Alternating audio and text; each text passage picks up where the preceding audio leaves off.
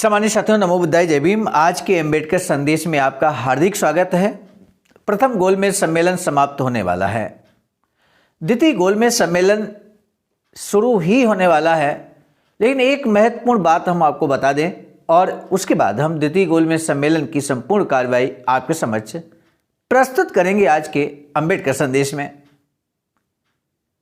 प्रथम गोलमेज सम्मेलन का कांग्रेस और गांधी ने बहिष्कार किया था, लेकिन द्वितीय गोलमेज सम्मेलन में किन शर्तों पर कांग्रेस और गांधी जी ने गोलमेज सम्मेलन में सम्मिलित होने का हामी भर दी है? आखिर वो कौन सा कारण था जिसकी वजह से प्रथम गोलमेज सम्मेलन का कांग्रेस ने बहिष्कार किया था, और वो कौन सी परिस्थितियां बनी जो द्वितीय गोलमेज सम्मेलन में कांग्रेस या यूं कहें कि हिंदू प्रतिनिधि के रूप में सम्मिलित होने की हामी भर देते हैं। इन कई बिंदुओं को लेकर आज का अम्बेडकर संदेश खास होने वाला है। साथ ही साथ अगर आप महात्मा गांधी जी के असली रूप से अगर वाकिफ होना चाहते हैं, खासकर अस्पृश्यों और दलितों के मामले में उनकी क्या विचारधारा थी, क्या सोच थी,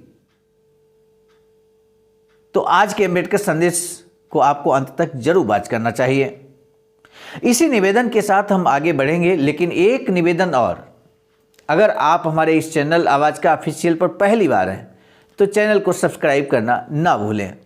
विषय तुच्छ चालें, कांग्रेस द्वारा अपने अधिकार त्यागने से इनकार किया गया। बाबा डॉक्टर अम्बेडकर संपूर्ण वाङ्मय खंड 16 से पेज नंबर 61 से 62 तक आज का अम्बेडकर संदेश समर्पित है। पुस्तक का नाम है कांग्रेस एवं गांधी ने अस्पृश्यों के लिए क्या किया। गोलमेज सम्मेलन का प्रथम सत्र समाप्त होने से पहले ही उपरोक्त दोनों समितियों की रिपोर्ट गोलमेज सम्मेलन को प्रस्तुत कर दी गई। दो समितियों की यहां बात हुई, तो एक अल्पसंख्यक कमेटी और दूसरी संघीय ढांचा समिति, उसकी यहां पर बात की जा रही है और उसे पारित कर दिया गया।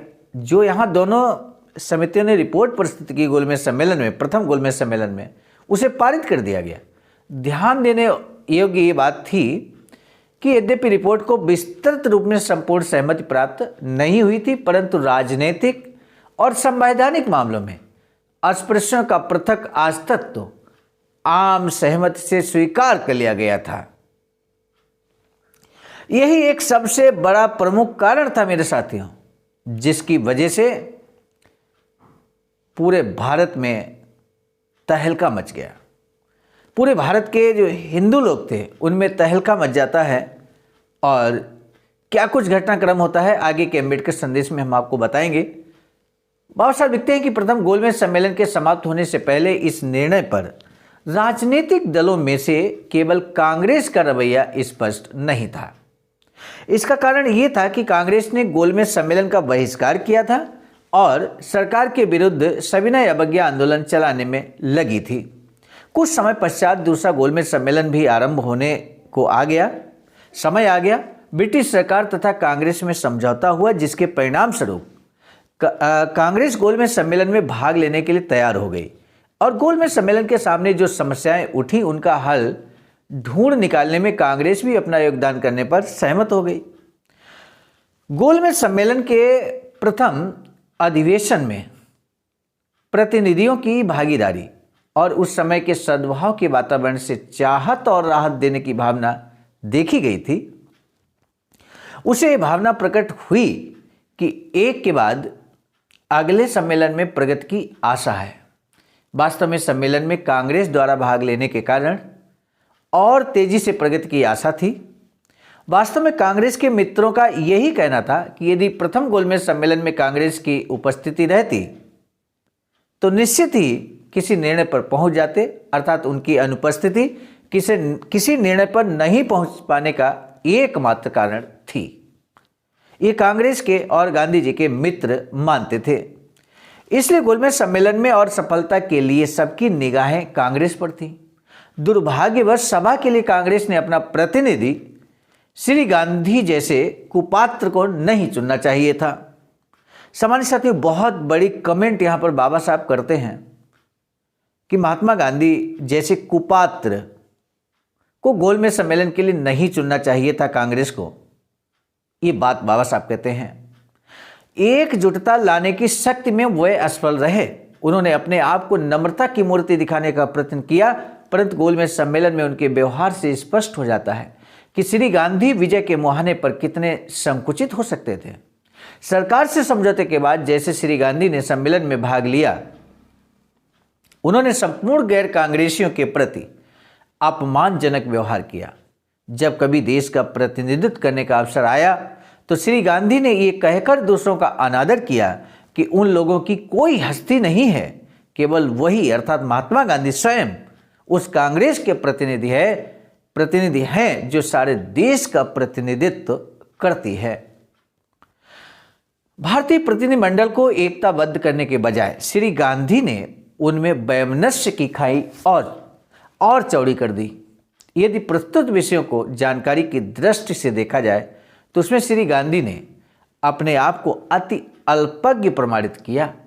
जिन संवैधानिक तथा सांप्रदायिक प्रश्नों पर गोलमेज सम्मेलन में विचार हुआ, वहां श्री गांधी रचनात्मक सुझाव नहीं दे सके और व्यर्थ की बातें कहते रहे।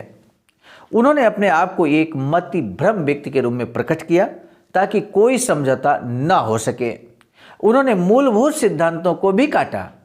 द्वितीय गोलमेज सम्मेलन में अस्पृश्यों की मांगों पर श्री गांधी का रूप उनके अजीबोगरीब चरित्र का द्योतक है। जब दूसरे गोलमेज सम्मेलन के लिए सभी प्रतिनिधि एकत्र हुए, तब संघीय ढांचा समिति फेडरल स्ट्रक्चर कमेटी की प्रथम बैठक हुई। संघीय ढांचा समिति में दिनांक 15 सितंबर 1931 को श्री गांधी ने अपना जो प्रथम भाषण दिया, उसमें उन्होंने अस्पृश्यों की समस्या पर इस प्रकार कहा। क्या कहा जानना बहुत जरूरी है। कांग्रेस ने अस्तित्व में आते ही तथाकथित अस्पृश्यों की समस्या अपने हाथों में ले ली है।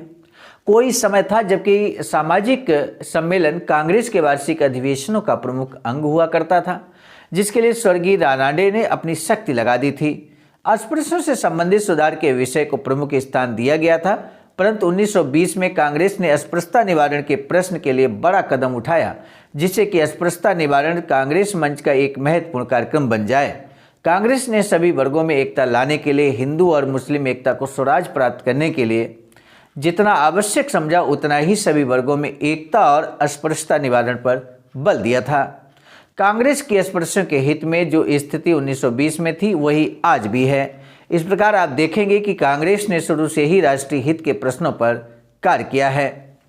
जिस किसी ने इस विषय पर अध्ययन किया होगा उसे ज्ञात होगा कि वर्ष 1922 में कांग्रेस ने बारदोली कार्यक्रम में अस्पृश्योद्धार की जिस योजना को स्वीकार किया था, कांग्रेस कितनी विफल रही और वह कार्य उसने किस प्रकार हिंदू महासभा के मत्थे मर दिया था। सामान्य साथी, 1922 की जो घटना थी, 23 की घटना थी, वो हमने अंबेडकर संदेश के माध्यम से आपको बता चुके हैं। किसी को भी ये कहने में कोई संकोच नहीं होगा कि गांधी जी ने ऊपर जो कुछ कहा बिल्कुल झूठ था। श्री गांधी के भाषण से इस संकेत नहीं मिलता कि श्री गांधी अस्पृश्यों की मांगों पर क्या करने वाले थे। यद्यपि मैं उनका अभिप्राय समझ गया था। प्रथम गोलमेज सम्मेलन में जाने से पहले मैं बंबई में श्री गांधी से मिला था। उन्होंने मुझसे कहा था कि वह राजनीतिक मामलों में अछूतों के पृथक अस्तित्व के पक्ष में नहीं है, परंतु अधिक समय तक लोगों को वह ये सोचने से न रोक सके कि इस दिशा में उनकी क्या स्थिति होने जा रही है। तो इस तरह से आज के अंबेडकर संदेश को अब हम समाप्ति की ओर ले जा रहे हैं। सम्मानित साथियों, आज हमने बताया किस तरह से गांधी जी का क्या विचार था, खासकर अस्पृश्यों के प्रति। आज का महत्वपूर्ण प्रश्न आपसे हम जरूर जानना चाहेंगे, प्रथम गोलमेज सम्मेलन में अस्पृश्यों के लिए क्या अधिकार मान लिया गया था?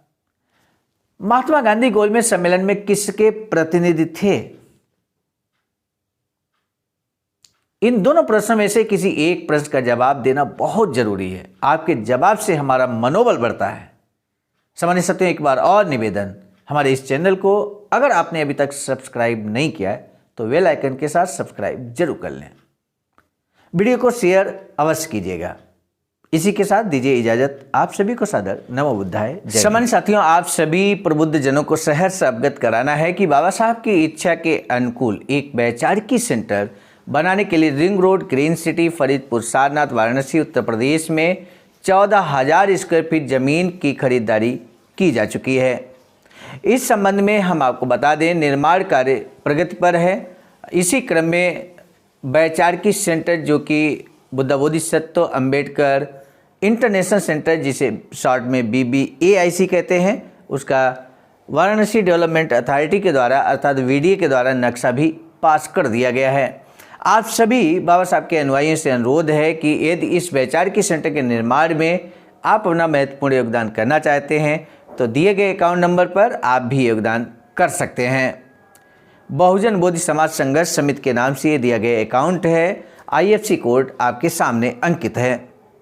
आज का अम्बेडकर संदेश हम लेकर उपस्थित हुए थे मिशन नायक बुद्ध मित्र मुसाफिर सर, राष्ट्रीय अध्यक्ष आवाज का नई दिल्ली की प्रेरणा में, और साथ ही साथ संकलनकर्ता के रूप में परम आदरणीय विजय कुमार बौद्ध जी, प्रांतीय कोषाध्यक्ष आवाज का बिहार, प्रस्तुतकर्ता के रूप में मैं स्वयं सर्वजीत आर्य, राष्ट्रीय मीडिया प्रभारी IT सेल आवाज का नई दिल्ली। मिलेंगे नए डॉक्टर अम्बेडकर संदेश में, तब तक दीजिए इजाजत। आप सभी को सादर नमो बुद्धाय। जय भीम।